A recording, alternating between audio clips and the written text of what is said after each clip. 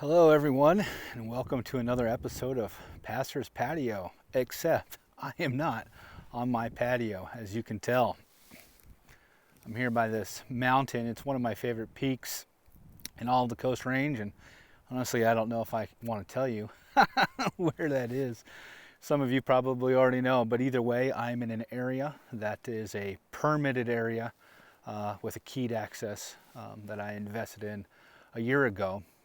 And during my sabbatical and during the COVID-19 thing, this has been one of the places that I come to. Yes, I've got my bino pack on, I've got hearing protection on, as you can tell, and some camo.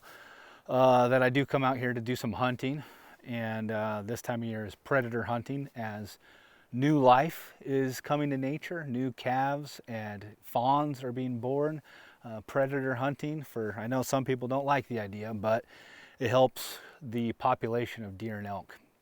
But here I'm at this spot here on top of the ridge. The dog's wandering around.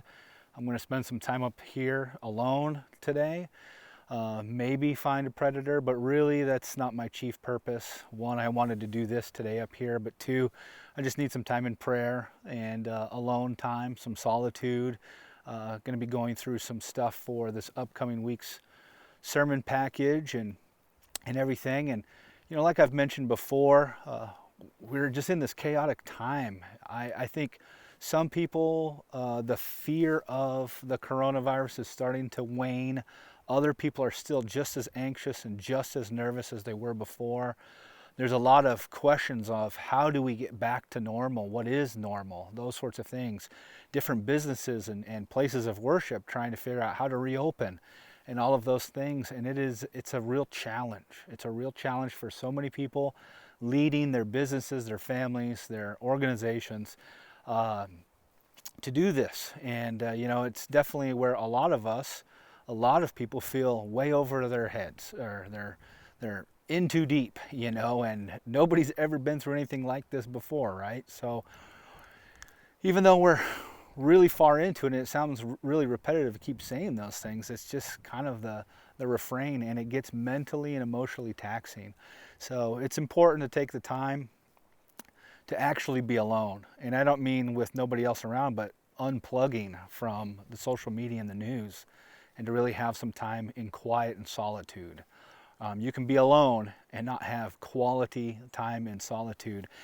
And at some point here, when I have a little more to say, I'll try to put out a video that has a more specific update on what phase 2 might look like for us. But to be really honest with you and just transparent, I don't have a lot to give you as far as concrete update at this point. The elders and I and Corey, we're still trying to have these discussions and pray about it and figure things out. So I wanted to make this a little brief today because, well, it is starting to rain on me a little bit and I'm not in the protection on my patio. But through all of this, and for every one of us, not just leaders, not just pastors, not just business owners, but every single one of us, that question of like, how do I do this, and how do I navigate this life, and how do I take one step forward? We all need some help. And I wish I had a lot more practical ways to help people across the board, but I'm kind of in the same boat as far as looking for the answers, you know. And so Psalm 121 came to mind, especially as I drove up here today, as we're at the base of, well, I'll spill the beans. This is Angora Peak. And Psalm 121 says this: I lift up my eyes to the hills. Where does my help come from? My help comes from the Lord, who made heaven and earth. He will not let your foot be moved. He who keeps you will not slumber. Behold, he who keeps Israel will neither slumber nor sleep. The Lord is your keeper. The Lord is your shade on your right hand. The sun shall not strike you by day, nor moon by night. The Lord will keep you from all evil. He will keep your life. The Lord will keep your going out and your coming in from this time forth and forevermore. And yeah, you know, here I am up in the hills, and I'm looking around with binoculars for different things. And you know, I just think that word of like, I lift up my eyes to the hills. Where does my help come from? My help comes from the Lord. And we all have that posture of like, just, God, help me, you know, sort of a thing. And we're all experiencing that emotion. And I just want to implore you Maybe the answers don't come as clear, or maybe the answers don't come as quick, but just keep at it. Keep persevering. Keep struggling in prayer. Keep fighting. Keep warring on. If that's not even a word, I'm just making it up. But like, be a prayer warrior and keep fighting in prayer to receive the wisdom and the help and the resources and the provisions and the grace and the patience and the joy and the hope that you need. Lift your eyes up to the Lord.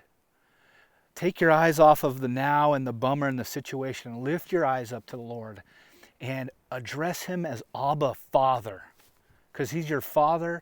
It's an intimate relationship. He wants to help you. Address him as that and implore that, Father, I want to please you. I want to honor you, and I'm struggling right now, and I need your help. Where does my help come from? My help comes from the Lord. He will protect you. He will keep you. You are his, and he loves you, okay? Just remember that today. That's all I've got for today. That's all I've got for this episode of Pastor's Patio, not at the patio. But just know that a lot of people are really struggling with what's the best way forward. And I know some of you are too. And so I'm praying for you. I ask that you pray for me. Let's pray for each other. Let's pray like crazy. All right? Okay, we'll see you next week on another episode of Pastor's Patio. So there is one thing that I forgot to talk about in the first part of the video, and I'm just parked up here on a landing, letting the rain pass by. But, with the groups being up to 25 with social distancing guidelines in place, we want to start the conversation with you all about whoever is willing and able to host a home church. And so the idea would be, if you're willing and able, and please don't feel any form of pressure, but I know some of you are ready to have some form of interaction, even if it has to be 6 feet apart. That's better than nothing. And I understand entirely where you're coming from and your thoughts on that. So we want to, maybe some of you have been doing that already. Maybe some of you have been waiting for a little bit of an okay from the church. I don't know, but we wanted to let you know that if that's something that you want to do, it's a great idea, and we should do that. And if you're maybe someone who's willing to open your home, but don't know who to invite, I want to encourage you to let us know. Email me and Corey. We both check this email, but it's ccwarrentonnapa@gmail.com. And that way we can help kind of get the word out. Now, the thing is, from what the governor's office and the OHA, the Oregon Health Authority, have said, like I mentioned before in that webinar Corey and I sat in on, is they still recommend that if you're going to do the home churches, you keep the size down. Even though you're allowed to have 25, it's hard to have the appropriate spacing with 25 people in a house.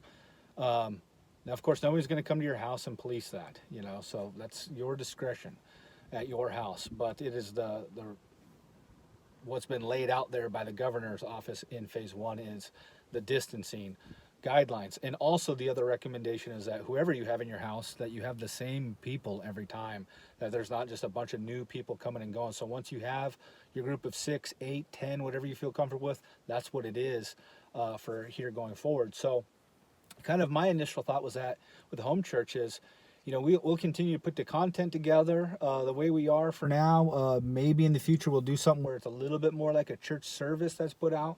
We're kind of having those discussions. That's going to require more work and learning on our behalf to do some of the streaming stuff. So that's kind of why we've gone the route we have gone, even though it may not feel as much like church or what you're used to as church, and that's a whole nother discussion for a whole nother day. But anyways, the idea then is, if you had 6 or 8 people over to your house and you got the email with the link to the video for sermon and communion, and Megan and several people from the worship team are going to start doing more worship of them playing and singing and having those videos out as well. So that would be a thing where you could worship together in your home, listen to the sermon, have communion together, go through the family activity if your group has kids involved. So just these are creative ways that we can start having the fellowship that gathering together aspect of being the church. Remember, the church isn't simply the buildings we own, where we historically have gathered once a week. We as believers are the church. So in this time, until we feel like it makes sense to gather together again, this is a great opportunity.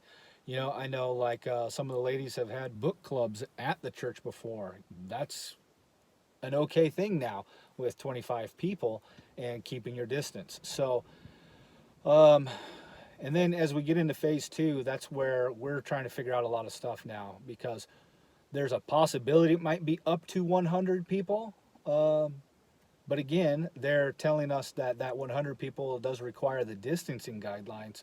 So then the question of how many people can we get in our sanctuary with spacing and not have to turn people away? How many services do we do? Why are we doing that? Like all those questions, we're wrestling back and forth. Everyone on the staff, the eldership, everyone, we're trying our best to figure that out. So, and then of course, in the next 2 weeks, it could all just radically change. We could either go backwards, or we could like have the Supreme Court of the state drop everything. I don't know yet. So, anyways, I thought I'd give you some hands-on updates as far as that's concerned. Again, if you're interested in doing the home church thing and you know some people that you could do that with, please just invite them over, whoever's comfortable. And if you could, let us know, so that way we know who is in fellowship in that way, just so we can just have an idea of that. And if you are willing to host a group but you don't know who to invite, email us, ccwarrentonnapa@gmail.com, okay? Or if you're looking to find a place to plug in, then maybe we can help you out with that. So I know every home's going to be different. Everyone's got different ideas and stuff. I know that for sure. So again, it's whoever's willing and comfortable and able to facilitate something like that. So that's the other heads up. Again, thank you guys for watching, and we'll talk to you next week on another episode of Pastor's Patio.